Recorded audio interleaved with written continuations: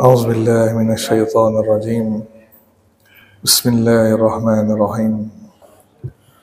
الحمد لله رب العالمين، والصلاة والسلام على أشرف الأنبياء والمرسلين، حبيبنا شفيعنا مولانا محمد بن عبد الله وعلى آله وصحبه أجمعين. رضيت بالله ربا وبالإسلام دينا وبمحمد نبيا ورسولا. اللهم صل على سيدنا محمد. اللهم صل على سيدنا محمد.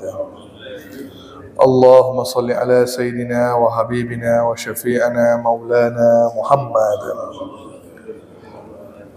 طب القلوب ودوائها وعافية أبدان وشفائها ونور الأبصار وضيائها وعلى آله وصحبه وبارك وسلم. رب اشرح لي صدري ويسر لي أمري واحلل عقدة من لساني يفقهوا قولي. أما بعد. السلام عليكم ورحمة الله وبركاته. Alhamdulillah, syukur kita kehadirat Allah Subhanahu wa taala dengan limpah kurnia dan rahmatnya. Allah telah menggerakkan tangan kita, Allah telah menggerakkan kaki kita, dan Allah telah menggerakkan hati kita menuju ke rumah Allah yang mulia ini, Masjid Fastabiqul Khairat. Kemudian Allah memilih saya dan semua yang hadir sama-sama menunaikan salat fardu subuh berjemaah. Kemudian kita duduk di dalam majlis yang mana disabdakan oleh baginda sallallahu alaihi wasallam sebagai Raudatul Jannah, taman-taman surga di dunia. Mudah-mudahan Allah angkat kajian subuh kita kali ini sebagai Raudatul Jannah. Amin ya rabbal alamin. Apa khabar jemaah Masjid Fastabiqul Khairat? Sehat?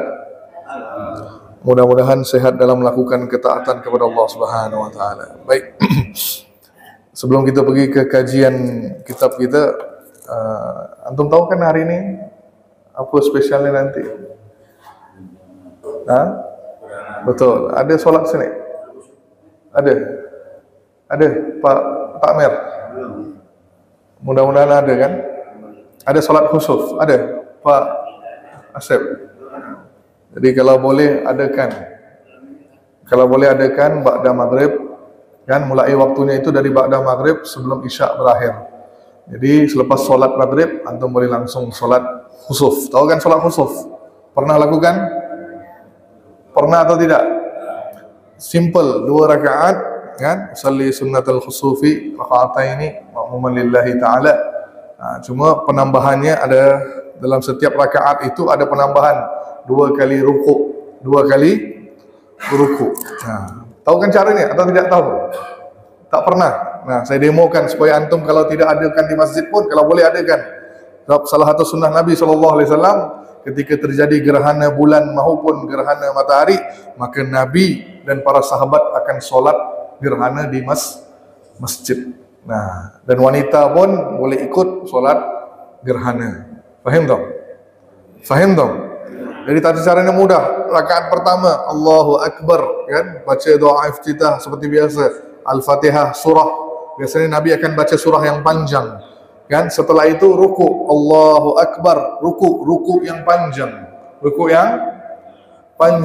dan antum mengulang-ulang bacaan rukuknya, Subhanarabbiyal azim wa bihamdi, Subhanarabbiyal azim wa bihamdi, mungkin 50 kali, 100 kali, terserah pada antum. Nah, berapa lama kan? Terus sami Allahu liman hamidah, terus tangan masih gini.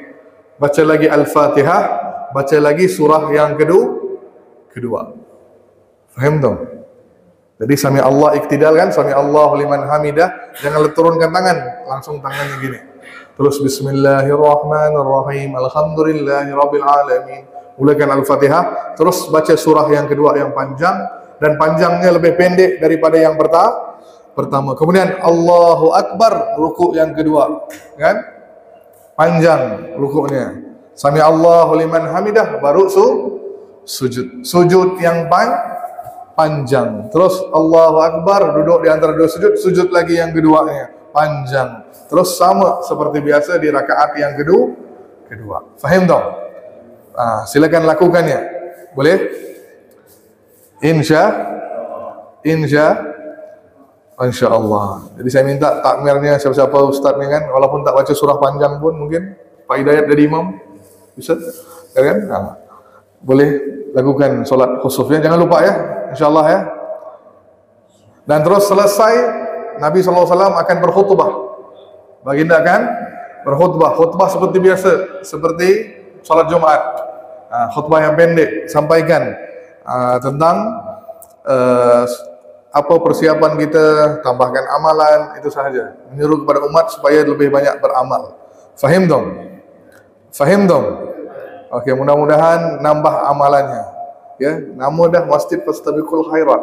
Harus kejar, betul? Harus kejar kebaikan. Nah, ini salah satu kebaikan. Baik, selanjutnya. Dan di situ kalau antum lihat kan setiap kali solat sunat, tarawih, as-salatul jami'ah, ada kan? Baca keseruannya, as-salatul jami'ah, ada atau tidak? Nah, sebenarnya untuk solat gerhana. Jadi Nabi SAW sebelum mulanya solat gerhana, baginda akan minta muazzin untuk buat pengumuman, kan? Assalamualaikum warahmatullahi wabarakatuh. Diumumkan bahawa hari ini ba'da maghrib akan diadakan solat khusuf berjamaah di masjid. As-salatul jami'ah, terus sampai ke kalimat as-salatul jami'ah diulang, kan? Pada pengumuman. Terus waktu sebelum solat pun tidak ada azan, tidak ada qomat. Cuma ucapkan kalimat as-salatul jami'ah. Fahim dong? Fahim dong? Ini pas hari ini saya jadualnya di Muhajirin. Biasanya ngisi kajian pada maghrib. Pas saya sampaikan, hari ini gantikan kajiannya dengan solat khusuf. Baik, kita lanjutkan pengajian Asyami' al-Muhammadiyah kita. Bab yang ke-47, yakni tentang ketawadukan Rasulullah sallallahu alaihi wasallam. Ketawadukan Rasulullah sallallahu alaihi wasallam. Apa makna tawaduk? Apa yang dimaksudkan dengan tawaduk? Baik, rendah hati, tidak sombong, apa lagi? Rendah hati, kalau Malaysia itu sebut rendah diri, sini rendah hati. Sama-sama saja kan, dua kalimat dia. Rendah diri, rendah hati, bersikap lemah lembut, tidak sombong dan suka bergaul dengan berbicara, suka dengan orang lain. Tidak ada memilih, tidak pilih bulu ketika berbicara dengan orang lain. Itu sifat yang ada pada Nabi SAW dan kita akan lihat pada bab yang ke-47 ini. Hadis nombor 330 daripada Umar Al-Khattab, ia berkata, Rasulullah SAW bersabda, janganlah kalian mengkultuskanku sebagaimana kaum Nasrani mengkultuskan Isa ibnu Maryam, kerana aku hanyalah seorang hamba Allah, dan katakanlah Muhammad adalah hamba dan utusan Allah. Innama ana abdun faqulu Abdullahi wa rasuluh. Nah, di sini hadis ini sering dijadikan pertikaian. Jadi apa kata, ada satu kelompok yang katakan hadis ini digunakan jangan lebih-lebih memuji Nabi SAW, jangan terlalu beli. Ada satu kelompok kan, tapi sebenarnya saya akan katakan salah pemahaman kalau orang yang berkata begitu, kan? Di sini Nabi maksudkan adalah jangan mengkultuskan berlebih seperti kaum Nasrani, yakni sampai menganggap sebagai anak Tuhan. Faham dong? Jadi Nabi kita dalam umat Islam adakah berfikiran seperti itu? Tidak, sama sekali. Faham dong? Kita menunjukkan rasa sayang kita, rasa hormat kita, rasa cinta kita kepada Nabi SAW. Itu bukan maksudnya mengkultus. Faham dong? Faham dong? Jadi tidaklah seorang hamba itu sempurna imannya, melainkan setelah dia mencintai Nabi melebihi daripada segala-galanya, melebihi daripada orang tuanya, anak-anaknya, pasangannya. Nah, adakah itu mengatakan mengkultus? Tidak. Faham dong? Cuma ada sekelompok Syiah, dia ekstrim, terlalu taksub, maka dia mengkultuskan Ahlul Bait, Sayyidina Ali, betul, Hasan, Husain. Itu yang tidak dibolehkan. Itu baru sama dengan apa yang Nabi sampaikan di dalam hadis tersebut. Faham dong? Faham dong? Jadi Nabi menggambarkan dirinya, tawaduknya Nabi kata, ana Abdullah, aku adalah hamba Allah, kan? Dan juga utusan Allah. Faham dong? Jadi hadis berikutnya 331. Suatu ketika ada seorang wanita menemui Rasulullah SAW dan berkata kepada beliau, "Ya Rasulullah, aku memiliki masalah dan aku butuh berkonsultasi denganmu." Maka Nabi SAW bersabda, "Baiklah, duduklah di mana-mana jalan Madinah yang engkau mau, aku akan ikut duduk dan mendengar masalahmu." Nah, ini menunjukkan Nabi SAW ketika berjumpa dengan orang tidak memilih orang. Faham tak? Daripada orang yang kecil sampai orang yang besar, sama layanan Nabi SAW. Kan? Pernah suatu ketika Nabi melewati ada seorang gila, orang kurang sioman. Ada kurang sioman, wanita yang kurang sioman. Maka Nabi dipanggil oleh orang kurang sioman, "Ya Rasulullah, ya Muhammad, sini sini sini." Kan? Tak tahu sama ada dia kenal Nabi apa tidak. Dipanggil, "Sini sini." Dan dia bercerita masalah dia. Tak tahu apa yang dia sampaikan. Mungkin kata kita meramput, kan? Omong kosong, apa omong-omong yang tidak ada hal. Tapi Nabi duduk dengar. Nabi nunduk dengar apa yang dikatakan oleh orang yang kurang sioman tadi. Kalau kita ninggalkan, orang gila ni. Faham tak? Kita akan tinggalkan. Tapi tidak, Nabi SAW tetap melayani dia ketika dipanggil ketika orang itu memanggil Rasulullah SAW. Sampai lagi baginda masih berpaling, terus dia dengar sambil berjalan. Nabi mendengar apa yang dia katakan, walaupun tidak faham apa yang disampaikan. Itu Nabi SAW. Seterusnya, hadis nomor 332. Rasulullah SAW daripada Anas bin Malik, ia berkata, Nabi SAW biasa menjenguk orang yang sakit dan bertakziah, dan beliau juga menunggangi keledai dan menghadiri undangan daripada seorang budak sahaya. Pada peristiwa pengepungan Bani Quraidah, beliau menunggangi keledai yang tali kekangnya itu dan pelanannya diperbuat daripada sabut pelepah kurma. Nah, di sini menunjukkan bahawa seorang pemimpin, seorang yang sangat besar, kita boleh kata sultan, betul, Sultan Madinah, betul, taraf Nabi SAW. Tapi tidak pernah Nabi memanggil dirinya sultan. Tapi di sini kita lihat, kalau seorang sultan, kenderaannya apalah? Di zaman dulu kenderaannya apa? Harus pakai apa? Kuda, kan? Baru nampak gagah. Tapi di sini ditunjukkan Nabi pun naik keledai. Dan ketika ada yang undang seorang hamba, kan? Orang bawalah hamba saya ngundang ke rumah, tetap Nabi mendatangi undangan tersebut. Kalau ada orang sakit, baginda pergi, dan itu dinamakan bertakziah. Ingat nih, saya dengar di sini salah orang pemahaman. Takziah itu dikata orang meninggal, betul? Rupanya bukan. Orang yang sedang sakit antum pergi, itu namanya takziah juga. Faham tu? Bukan nak dia meninggal baru antum takziah. Waktu sakit pun antum berziarah, itu dipanggil takziah. Takziah itu bukan khusus hanya untuk orang yang sesudah mati. Faham dong? Contoh ni, bro, kita pergi ke rumah ni, sahabat kita ni, kan beliau sedang kita bertakziah ke rumah beliau. Bila dia mati? Bukan. Faham dong? Bertakziah maksudnya mengunjungi. Ini kalimat dalam bahasa Arab. Faham dong? Nah, jangan salah guna kalimatnya. Seterusnya, hadis nombor 333.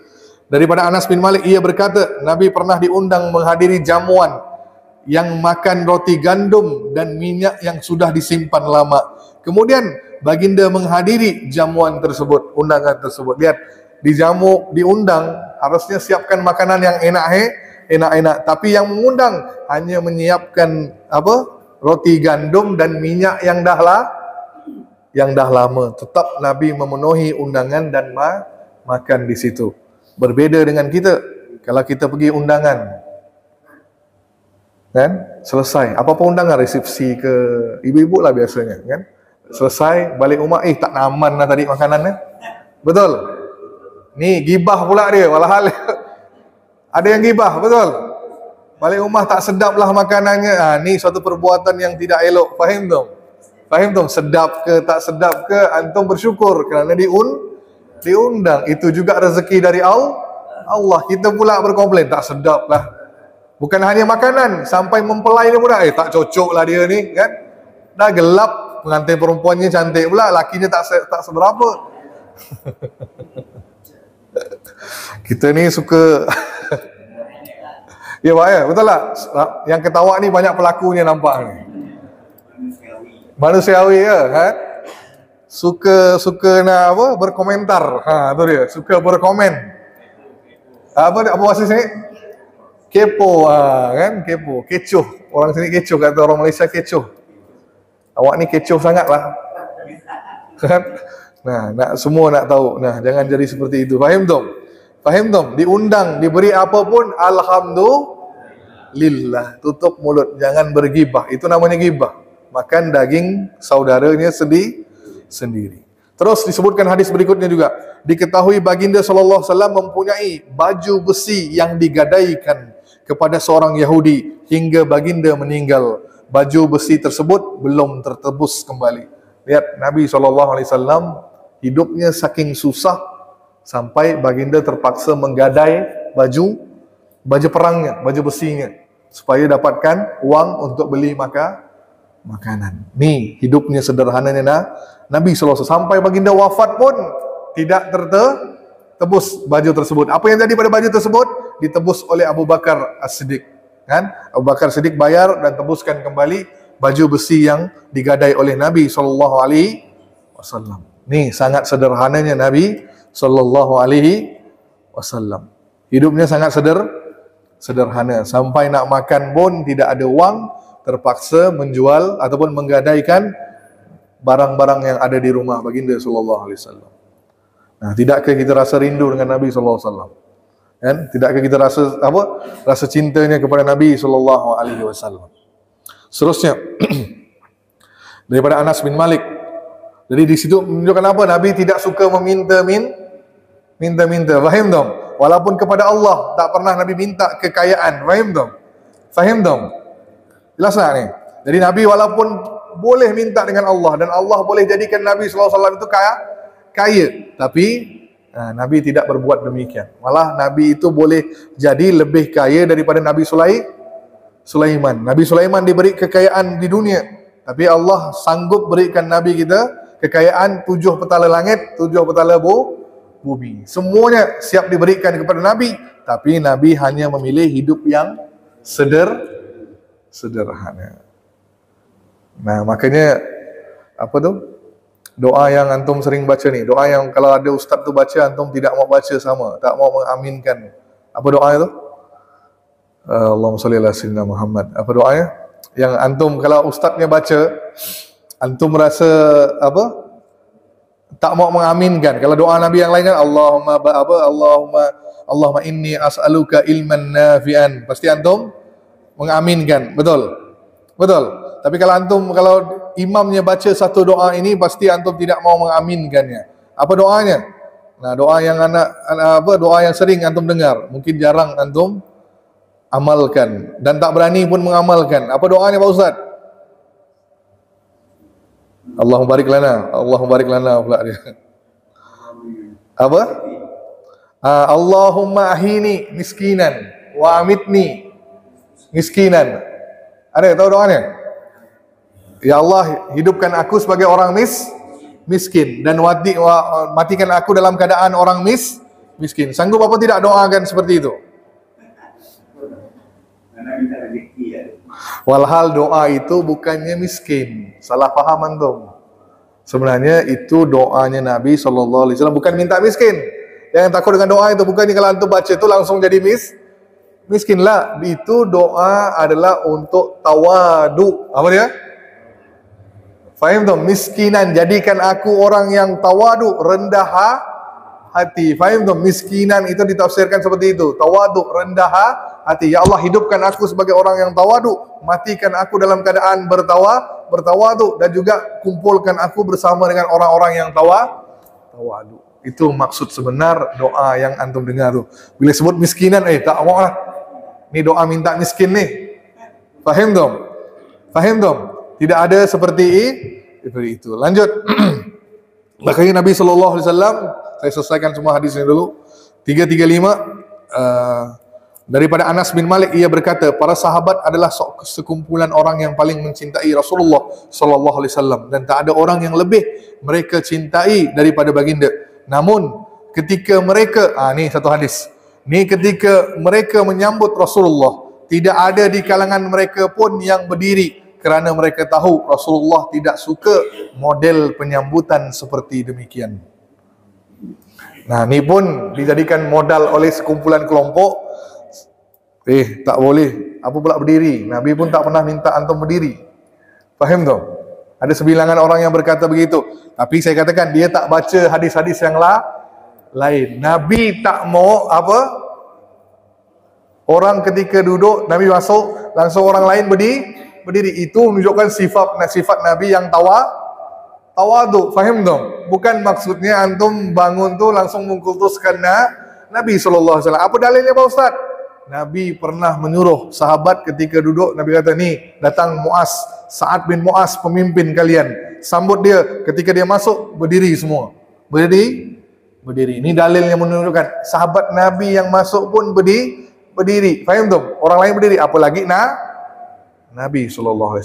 Faham tak?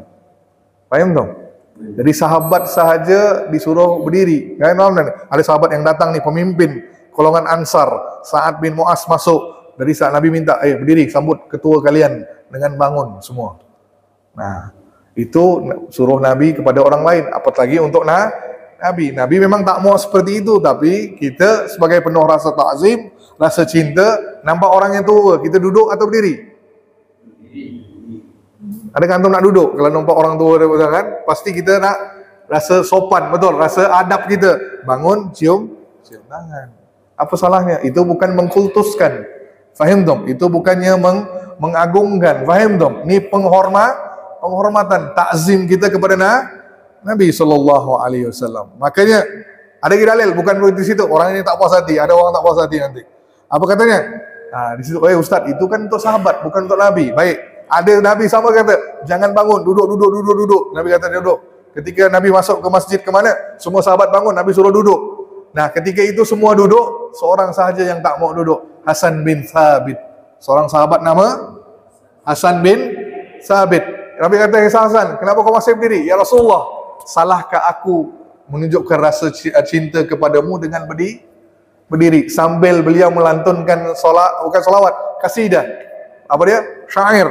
Kan? Kasidah.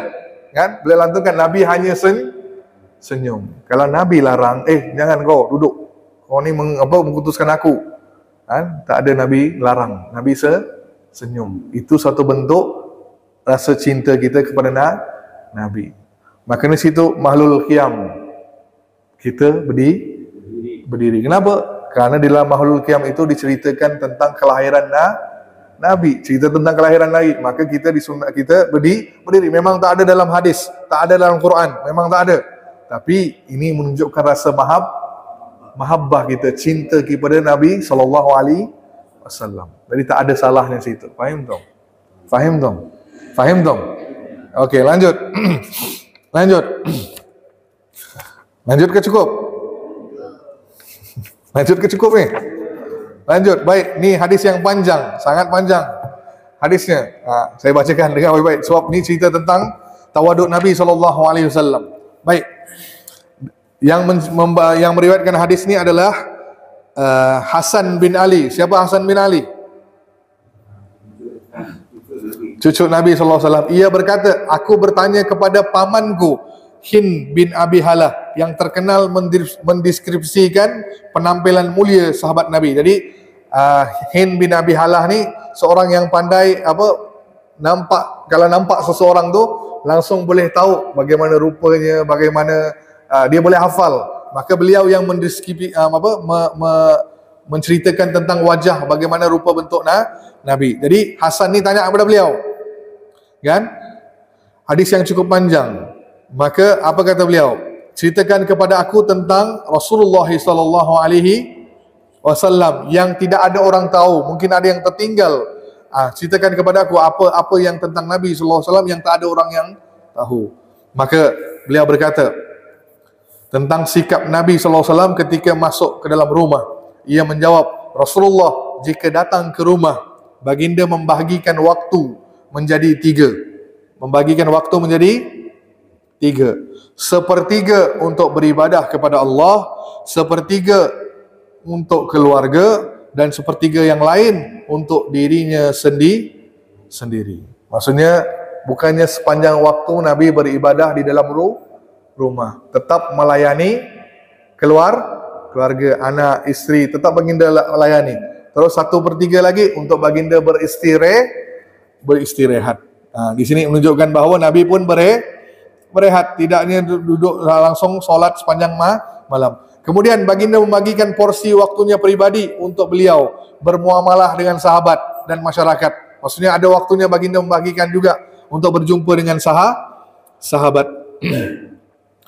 Beliau tidak menyembunyikan sesuatu sedikit pun di dalam waktu pribadinya. Beliau bermuamalah dengan para sahabat. Beliau mengutamakan ahlu fadli, yakni orang-orang yang diberi keutamaan dengan izin Allah. Beliau membahagikan waktunya bersama dengan mereka sesuai keutamaannya dalam agama. Di antara mereka yang memiliki satu keperluan, dua keperluan dan beberapa keperluan, beliau sibuk menyediakan waktu berkonsultasi, memotivasikan agar menyelesaikan masalah mereka. Jadi baginda akan ambil suatu waktu untuk bermuamalah dengan orang lain. Datang ke rumah Nabi, nanya tentang masalah, nanya tentang berbagai macam masalah dalam hidup, dalam agama, baginda tetap melayani. Faham tu? Sehingga beliau bisa menyelesaikan masalah umat secara bersama-sama. Ini dia.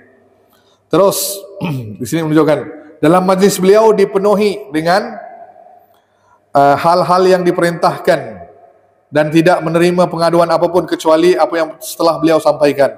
Jadi kalau ada yang mau nanya di dalam majlis Nabi, biasanya pertanyaan itu setelah Nabi bertausiah, kan? Seperti biasa, setelah Nabi menyampaikan apa-apa tausiah, baru sahabat akan bertanya ataupun menyampaikan masalah mereka. Terus Husain berkata, aku bertanya kepada ayahku Ali bin Abi Thalib, bagaimana Rasulullah ketika keluar rumah? Ketika keluar rumah, Rasulullah SAW sangat menjaga lisan dan tidak berkata-kata kecuali hal yang bermanfaat. Jadi baginda menjaga lisan, tidak berbicara kecuali hal yang bermanfaat. Beliau dekat dengan masyarakat dan tidak menjauhi mereka. Beliau juga memuliakan tokoh-tokoh masyarakat dan memberikan posisi penting kepada mereka dalam urusan masyarakat. Beliau memperingatkan masyarakat tentang bahaya yang berpotensi menimpa mereka. Beliau juga melindungi mereka serta tidak menyembunyikan ekspresi kegembiraan. Jadi ini bagaimana seorang pemimpin menjaga rakyatnya. Faham tak? Jadi sentiasa dekat dengan rakyatnya. Jadi Nabi SAW tidak memilih kasta, tidak memilih agama, walaupun non-muslim datang menanyakan masalah kepada Nabi, tetap Nabi baginda bantu. Terus aku bertanyakan tentang Husain kata, aku bertanyakan lagi tentang bagaimana majlis Rasulullah SAW.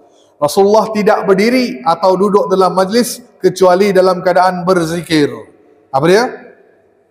Jadi ketika baginda berdiri kan, baginda tetap memuji Allah, berzikir. Duduk pun sambil berzikir. Jika beliau mendatangi suatu majlis, beliau akan memilih duduk dalam barisan yang terakhir.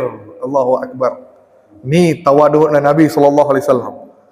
Jadi kalau baginda datang telat, kan, baginda duduknya di belakang.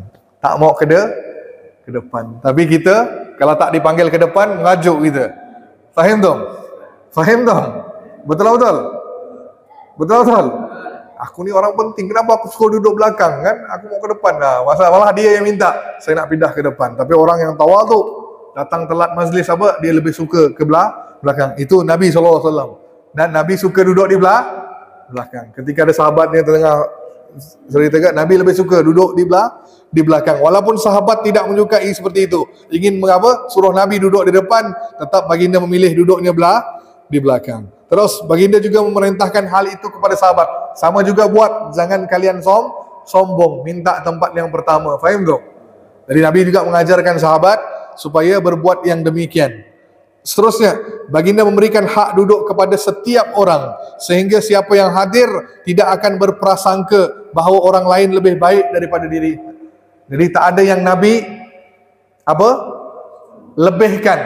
Semuanya istimewa. Duduknya kalau ada alas, semua duduk beralas. Faham tak? Tak ada saya seorang yang beralas, yang lain tak beralas. Faham tak? Jadi Nabi itu seperti itu, tidak memilih, semuanya Nabi sama ratakan. Kan? Terus kalau baginda apa lagi ni? Barang siapa yang datang kepada beliau mengadukan suatu permasalahan, berkonsultasi, maka beliau mendengarkan sampai akhir dengan sabar dan memandang wajah mereka. Faham tak ni? Kalau ada orang berbicara dengan kita, Nabi SAW akan dengarkan, bukan sambil lihat apa. Ya bang, ya. Tak. Siapa yang nanya, Nabi akan langsung lihat wajahnya. Kalau orang tu di sana, baginda, ni sifat Nabi SAW. Faham tak? Kalau ada orang panggil, ya Rasulullah, Nabi di jalan depan ni, belakang panggil, Nabi tak macam kita, ya bro, ya, kan? Tak ada, langsung Nabi akan balikkan jumpa orang tu. Ni kenapa? Sebab apa? Betul, menghargai orang yang datang jumpa Nabi, orang yang di depan tu dihargai. Coba bayangkan, apa rasa antum ketika antum tengah bicara, lihat apa? Ada orang lihat apa? Ataupun orang tengah cakap dengan antum, tengah cakap dengan ana buat gini. Ya, anggap-anggap. Tersinggung tak? Tersinggung lah. Jadi ni kita sebagai umat Nabi SAW, kalau ada orang bercakap, sila bagi perhatian. Apa, hargai dia, lihat dia. Ya bang, ya pak. Dan Nabi tak suka mencelah. Faham tak? Apa dia nak sampaikan, sampai habis. Dah dia sampaikan lo. Dah selesai, baru Nabi akan berbicara. Nabi tak akan mencelah. Kita suka potong. Saya tahu dah benda tu. Tak usah diulang kan. Faham tak? Malah antum memotong dia. Nabi tak. Nabi akan dengar apapun persalahan tu, walaupun berulang, Nabi tetap bagi dia berbicara. Ni hebatnya Nabi SAW, menjaga hati orang lain. Terus, barang siapa memintakan, ni dia, hingga akhir beliau memberikan solusi dan jalan keluar. Barang siapa memintakan sesuatu kepada baginda, tidak pernah mendapat penolakan. Allahu Akbar. Kalau antum minta apapun dengan Nabi SAW, Nabi ada ke tak ada, akan ada caranya Nabi akan beri. Faham tak? Faham tak? Mana kita pernah dengar kan kisah ni kan? Nabi baru terima hadiah baju jubah baru kan? Jubah baru ni, baru pakai kan? Ada sahabat beri, ya Rasulullah tolong pakai supaya menghargai aku ni, tolong pakai ya Rasulullah. Ni aku ambil beli di Syam. Diberikan gamis yang terbaik, paling mahal. Diberi, Nabi langsung pakai sebab memuliakan sahabat yang memberi hadiah. Terus sahabat yang lain kata apa? Ya Rasulullah, cantik baju ni, boleh aku ambil? Aku mau baju ini. Langsung Nabi balik, buka baju tersebut, berikan baju baru. Antum kira-kira buat apa enggak? Nah, Nabi kalau ada dia jam, wah Ustaz, mantap jam ni. Langsung buka. Nah, ambil tak ada zaman. Nah. Ni Nabi SAW. Kita ini mahal ni, susah yang ambil orang. Kan? Faham tak? Tapi Nabi SAW tidak seperti itu. Apapun sahabat minta, tetap baginda akan bagi. Kalau Nabi tak ada, Nabi akan berikan yang lain yang sama nilai, malah lebih bagus daripada itu. Contoh, pernah anak Nabi datang, Fatimah binti Muhammad datang, ya Rasulullah, aku ni tangan aku dah, lihat tanganku ya Rasulullah, dah melepuh. Apa sebutnya? Dah kulitnya dah, sebab banyak kerja. Apa sebut tangannya bu? Apa bu? Kapalan. Enggak, mengelupas lah ya, karena buat benda-benda berat, kerja-kerja keras. Jadi tangan wanita kan harusnya licin, tapi tangan Fatimah tu jadi kasar kan. Jadi apa kata Fatimah? Ya Rasulullah, ni kan kau baru pulang dari perang, pasti ada banyak harta rampasan perang. Berikan aku seorang hamba supaya aku boleh jadikan dia sebagai pembantu rumah, supaya tugas aku pun jadi mudah, supaya aku tak perlu buat kerja berat. Maka waktu itu apa kata Rasulullah? Ya Fatimah, aku sudah mengagihkan semua hamba-hamba tawanan perang, semua dah aku berikan, tak ada lagi hamba. Terus dengan sedih ni, Fatimah nak pulang. Terus Rasulullah kata, ya Fatimah, maukah aku ajarkan kau suatu amalan yang mana kau buat itu, kan? Kau bacanya dan kembali kau melakukan kerja, kau akan buat dalam kerja yang bersemangat, semua akan menjadi ringan untukmu. Apa itu ya Rasulullah? Sebelum tidur, baca 33 kali Subhanallah, 33 kali Alhamdulillah, 34 kali Allahu Akbar. Ketika kau berbuat demikian, esok hari bangun, untuk kerja. Kau akan membuat kerja itu dengan lebih bersemangat. Tidak akan rasa capek, tidak akan rasa bosan. Tu Nabi SAW. Tak dapat beri satu, akan beri yang lain. Seterusnya disebutkan di sini bahawa Nabi SAW mendapatkan apa yang dimintanya, respon berupa kata-kata lembut dan menyejukkan. Jadi Nabi kalau berbicara sangat menyejukkan. Kesederhanaan beliau telah membuatkan orang-orang segan kepadanya. Jadi Nabi ini sangat sederhana, buat sahabat-sahabat lain segan. Hingga seakan-akan beliau adalah ayah bagi mereka. Demikian pula diperlakukan dengan adil berdasarkan kebenaran. Majlis beliau adalah majlis ilmu yang sentiasa diisi dengan kehormatan, kejujuran dan kesabaran. Jadi tidak ada yang bersuara keras dan tidak ada yang tidak sopan di dalam majlis beliau. Jadi dalam majlis beliau ni berbicaranya tentang agama, tentang hal-hal yang baik, tidak ada mengaibkan orang, tidak ada membuka aib orang dan sebagainya. Tak ada yang bersuara keras, tinggikan suara depan Nabi. Ini menunjukkan Nabi seorang yang sangat tawadu. Demikianlah akhlak baginda, sama begitu tawaduk. Orang yang muda menghormati orang yang tua dan orang yang tua menyayangi orang yang muda. Mereka selalu mendahulukan orang lain yang sedang membutuhkan dan menghormati orang asing. Ni majlisnya Nabi SAW. Jadi sifat tawaduk Nabi itu tersebar kepada para sahabat Nabi SAW. Seterusnya saya habiskan dulu. Daripada Anas bin Malik, Rasulullah SAW bersabda, seandainya ada orang yang memberikan hadiah kepadaku, meskipun hanya betis haiwan, aku akan menerimanya. Jika aku diundang menghadiri jamuan makan yang hidangannya seperti itu pun, nescaya aku akan mendatanginya. Jadi Nabi sebut, kalau ada orang beri meskipun sebetis haiwan, tetap Nabi terima dengan gembira. Jadi kalau ada orang beri antum jiran, beri antum kuah sahaja, tak ada dagingnya, tulang saja atau sebagainya, kira-kira marah, gembira ke marah? Atau komentar? Apa kau ni bagi? Tak payah bagilah kalau kuah ya kan? Mana isinya tak ada pula. Ni sisa makanan diberi dengan kita ni. Nabi tidak seperti itu. Nabi tetap terimanya dengan harga sebagai penghargaan. Faham tu? Kalau ada orang undangnya cuma minum air putih, tetap Nabi akan datangi. Kalau kita bertandang ke rumah orang, bertamu ke rumah orang, apa air putih dia kau hidangkan ni? Tak ada yang lain ke? Kan? Betul? Ni maaflah, ni waktu raya, waktu lebaran, antum penyakitnya seperti itu. Pergi ziarah. Kan? Ziarah, di situ apa yang tuan rumah letak makan dah habislah. Apa pula antum tanya, tak ada makan-makan ke? Faham tu? Masaklah, tak ada masak untuk kita ke? Kalau ada tuan rumah masak, bagus. Kalau tak ada masak, cuma sediakan kuih-kuih, makan dah alhamdulillah. Kita komplain. Mana laksa, buat apa, mi ke, buat bakso ke. Antum pula beri menu dengan dia. Malah dia rasa berat mengundang antum. Faham tu? Jangan lupa hari Khamis ke rumah aku ya. Siapkan bakso ya. Antum pula kata. Jangan seperti itu. Faham tu? Apapun, walaupun tuan rumah hidangkan air putih, alhamdulillah. Walaupun tak beri air putih pun, alhamdulillah. Ni keluar. Tadi kita datang, tak kasih air pun dia. Antum pula komplain. Tak usah. Faham tu? Kita ni umat siapa? Umat Rasulullah SAW. Maka Nabi tidak pernah seperti itu. Okey. Terus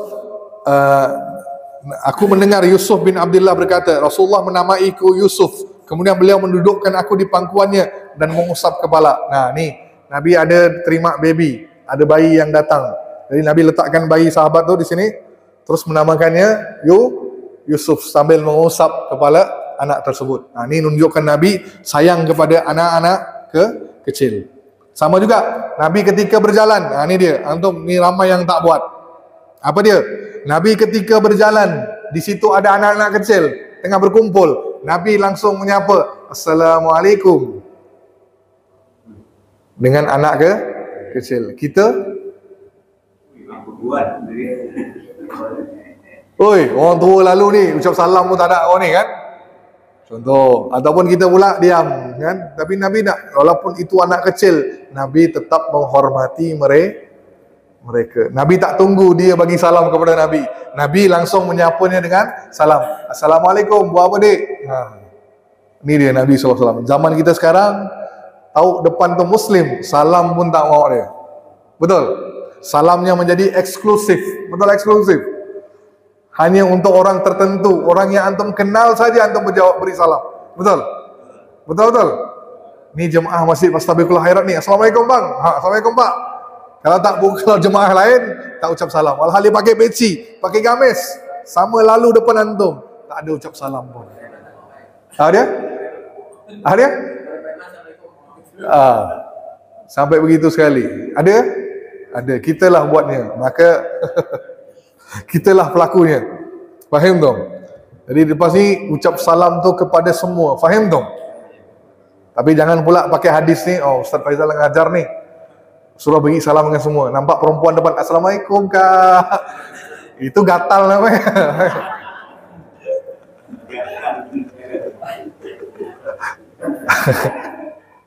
Faham tu? Tak usahlah dengan perempuan non-muslim. Perempuan yang maksudnya anak sesama laki-laki yang muslim, dah baru ucap salam. Perempuan tak usah ucap salam. Nunduk pandangan langsung aja depan, tak usah ucap salam. Kenapa? Itu lebih hukumnya lebih utama daripada memberi salam. Takut fitnah. Dan perempuan pun kalau ada laki-laki bukan muslim lah, bukan mahram yang beri salam, tak ada antum kena keraskan suara. Dalam hati pun boleh jawabnya. Boleh tak? Maksudnya apa? Kalau ada lalu ni ada laki-laki gatal, Assalamualaikum. Ada laki-laki gatal jemaah Masjid Fastabiqul Khairat ni kan. Kata Assalamualaikum bu. Tak sunnahnya jawab. Cukup jawab dalam hati. Ni pula bapa tu kata, tak jawab dosa, beramput dah kata. Baru tahu bu ya, nak semestinya. So ini bukan mahram. Jadi hukumnya tadi tidak boleh mengeraskan suara. Cukup sekadar dah hati. Mereka nak kata apa silakan gitu. Nah. Sehat? Sehat pula. Apa pula sehat ni? Faham? Ada kata akal sehat pula. Dia dah mabuk dah ni. Nah, okey lanjut. Dah. Okey silakan pertanyaannya. Okey silakan. Yang mana nak? Silakan Pak, ada pertanyaan? Ya, bismillah. Ya. Bismillah. Oh, sana lo. Kalau kita lihat tawadu, sifatnya terpuji, kemudian ini kalau nanti apa yang juga, sebenarnya ada sifat tawadu yang kecil. Sifat tawadu yang dibenci. Kedua yaitu bagaimana cara kita agar kita menjadi hamba Allah yang tawadu. Apa? Ya. Bagaimana cara kita agar kita menjadi hamba Allah yang tawadu. Hamba Allah yang tawadu, baik, okey. Terbiasa sifat tawadu. Lebih kurang sama je kan? Soal 2, 3 ni sama je lebih kurang. Oh, panjang dia. Okey. Baik. Sifat tawaduk yang dibenci. Setahu saya apa sifat tawaduk yang benci? Tak ada, tapi kalau kita sebut aku ni tawaduk, itu yang dibenci. Faham tak? Saya ni tawaduk, tak apalah kan. Dia sendiri ucapkan bahawa dia tawaduk, itu yang dibenci. Itu riak namanya. Faham tak? Berubah jadi riak. Saya ni tawaduk, kau tak tahu ke? Kan? Dia seolah-olah mengatakan diri dia tawaduk. Itu bukan sifat tawaduk yang terpuji. Itu satunya. Terus bagaimana caranya nak hadirkan rasa sifat tawaduk ni? Ini guru saya ngajar. Saya tak tahu yang lain, tapi guru saya ngajar apa dia? Apa kata guru saya ni? Ketika engkau berjalan, anggap dirimu itu tidak lebih tinggi daripada orang lain. Contoh, kau nampak orang yang tua, katakan orang yang lebih tua daripada engkau, katakan, ya Allah, orang tua ini lebih mulia dari aku. Kenapa? Orang tua ini lebih duluan hidup sebelum aku dan pasti amalannya lebih banyak daripada aku. Ini caranya tawaduk. Terus nampak anak muda, yang lebih muda daripada kita, nampak anak kecil, anak muda, jangan merasa kita tua lebih mulia daripada dia. Kan? Apa kata kita? Ya Allah, anak kecil ni lebih mulia daripada aku. Kenapa? Aku lebih duluan buat dosa sebelum dia. Faham tak? Jadi itu caranya. Antum tidak merasa lebih tinggi daripada orang lain. Ni berilmu ni, ustaz. Nampak kiai lain, antum merasa, ya Allah, kiai ni lebih ilmu tinggi daripada aku.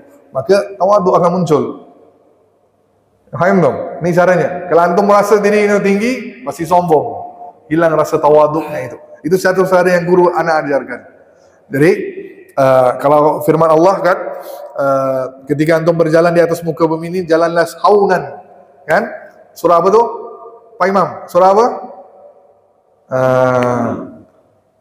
Ibadur Rahman allazina yamshuna 'alal ardi haunan. Nah, Ibadur Rahman, hamba Ar-Rahman itu suatu sifat yang mulia. Maksudnya apa? Hamba yang Ar-Rahman.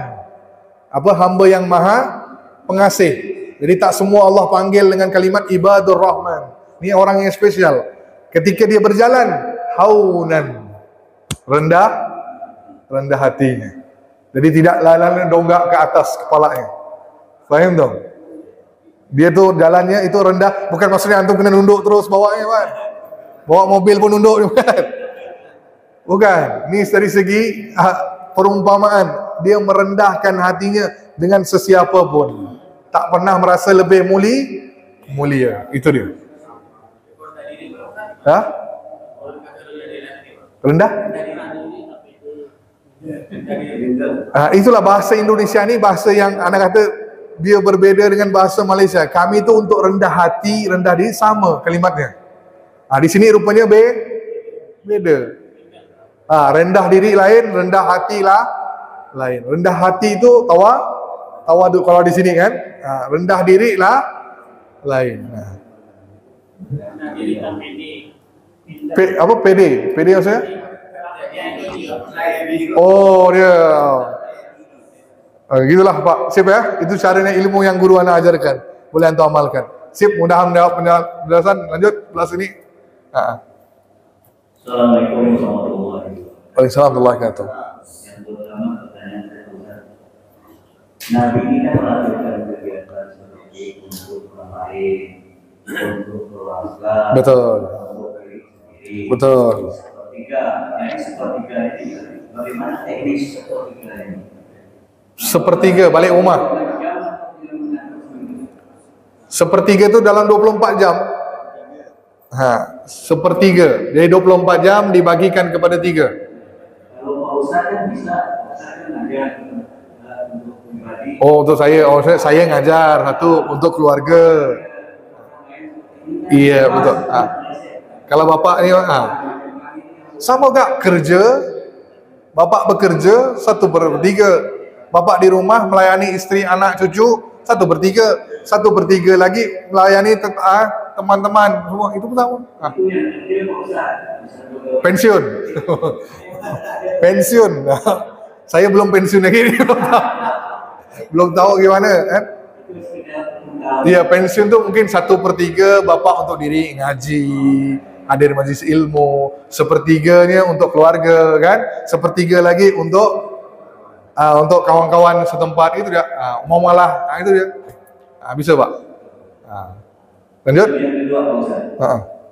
Ini kenyataan dalam hal penyambutan hamba Allah ini, kalau saya lihat saat ini itu ada hal-hal yang negatif, ada hal yang Positif. Contohnya misalnya ada penerimaan orang-orang khusus. Khusus ini kan VVIP. ulama. Iya. Atau ketua RT. Iya. Lalu masalah Makanan.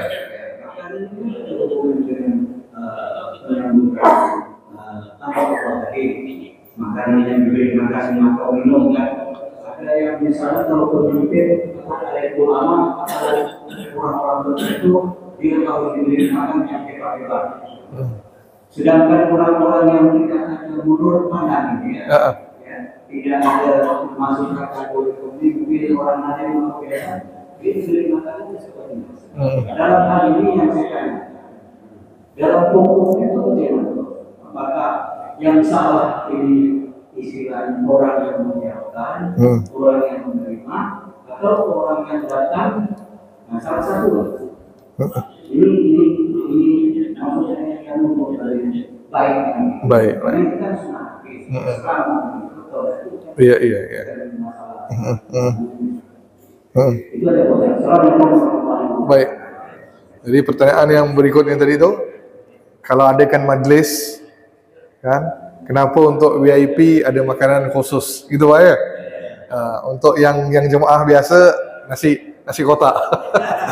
Karena budget masjid lah Pak ni. Kamu masa maulid kan? Maulid makan kambing, ada kumpulan kan? Dah kambingnya pun keras juga. Jadi untuk yang balik rumah kasihkan nasi kotak. Nah, gimana tuh? Itu ya. Itu. Baik, sebenarnya tak ada masalah. Tak ada masalah. Kalau tak dikasih makan pun tak ada masalah. Ikut kemampuan. Kenapa VIP itu mendapat layanan sebegitu? Kerana ingin memuliakan tamu yang jarang datang. Kan tamu yang VIP ini bukan setiap hari datang jemaah sini kan? Kan kalau yang lain kan jemaah biasa. Nah, di situ walaupun memang perbandingan itu tidak dibolehkan, tapi lihat pada budget masjid juga, kan? Tuan rumah pun bukannya salah kalau dia tak bagi makan pada yang lain. Maaf Pak ya, dia pun disampaikan. Kan disampaikan tuh. Minta maaf kalau ada kekurangan dalam majlis ni, ada yang tak ni. Itu kan kita dah sampaikan. Jadi mereka pun faham. Itu cuma bukannya itu dah tradisi, kebiasaan orang melakukan seperti itu. Jadi tak ada masalah, tak ada kait dengan akidah. Bukannya maksudnya dia memuliakan ini enggak. Dua-dua dimuliakan.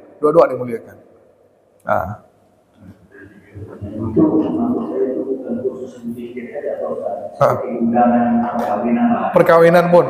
Makanya saya kata itu kebiasaan orang jadinya. Suatu tradisi kebiasaan. Hari ini tempat VIP, ini tempat dikhususkan seperti itu. Nah, ada kelas bawah, kelas atas, kelas ekonomi, bisnis kan pesawat pun ada gitu. Jadi kita yang letakkan kelasnya. Gitu Pak, itulah kebiasaan. Tapi kalau Nabi SAW layan semua ini sama gitu. Iya, enggak usah lah gitu. Dah biasa dah. Itu memang dah tak bisa kita dirubah. Tak bisa dirubah seperti itu. Tapi bukannya salah juga. Mungkin dia memuliakan orang tersebut dengan adakan seperti itu, memuliakan. Jadi tak ada masalah. Okey, ada lagi? Iya Pak. Waalaikumsalam itu. Ustaz tentang sampus yang nanti sore ini. Khusus. Itu kalau nggak salah ada takbir Ustaz ya. Sebelum ini ada takbir seperti ini. Itu gitu ya. Tak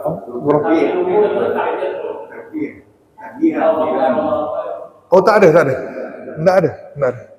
Kalau saya dulu di Antum maksudnya 7 kali takbir. Jadi sambil dulu terus oleh ulama itu ada takbir. Takbir tunggu ya. Kayak Idul Fitri.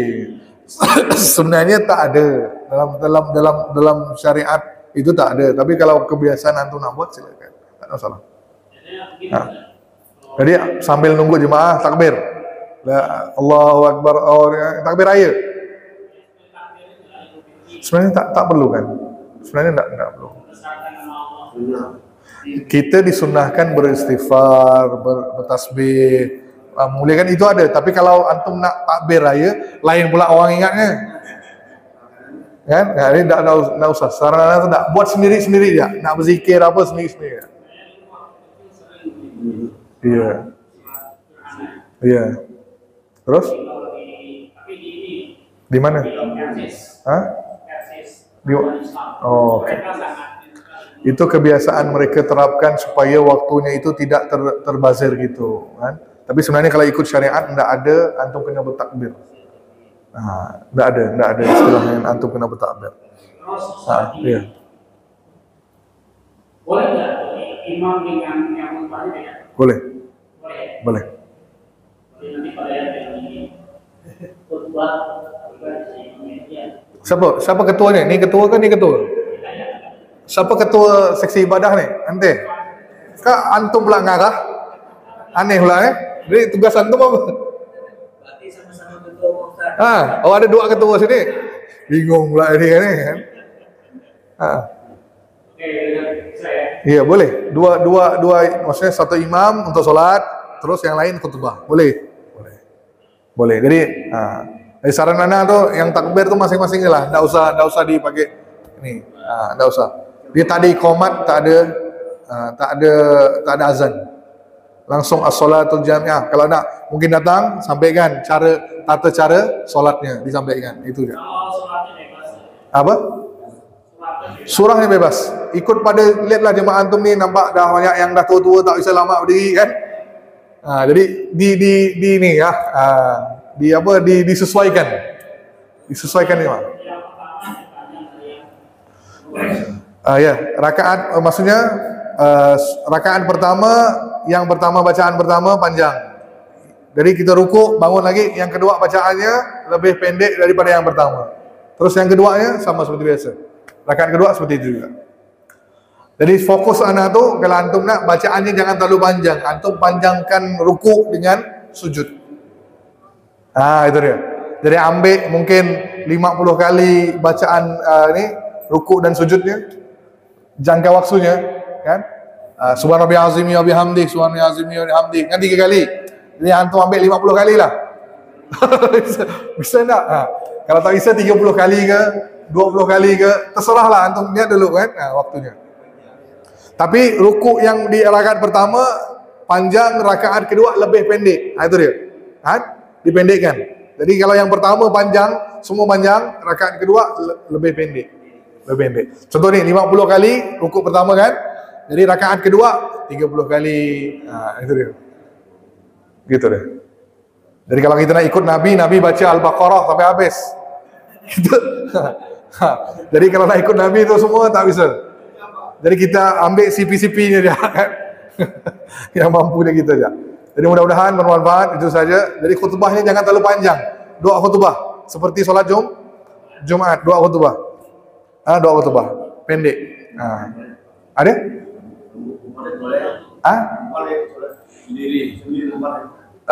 Boleh solat sendiri, tapi lebih baik kalau solat gerhana ni Nabi lakukan berjemaah. Baik berjemaah, pahalanya lebih bagus lagi. Jadi pada maghrib ya, dari jam 6 sebelum masuk isyak selesai. Sebab matahari pula bulan tu dah gerhananya selesai sebelum masuk isyak. Jam berapa? 6.45 ke gitulah. Udah selesai gerhananya. Yang pula antum masih solat. Jadi puncaknya masuk maghrib. Jadi pada solat maghrib langsung. Ataupun antum nak tunggu selesai ba'diyah pun terserah. Boleh. Dua-dua boleh. Selesaikan ba'diyah, lanjut antum langsung solat khusuf. Ya? Sip? Okey. Pak Hidayah, antum imam. Khutbah ya antum? 29 juz Pak. 29 juz? Masya Allah. Baik, itu saja insyaAllah kita sambung lagi minggu depan. Wabillahi taufiq wal hidayah. Assalamualaikum warahmatullahi wabarakatuh. Tutup dengan tasbih kafarah. Subhanallah wa bihamdika. Asyhadu an la ilaha illa anta astaghfiruka wa atubu ilaik.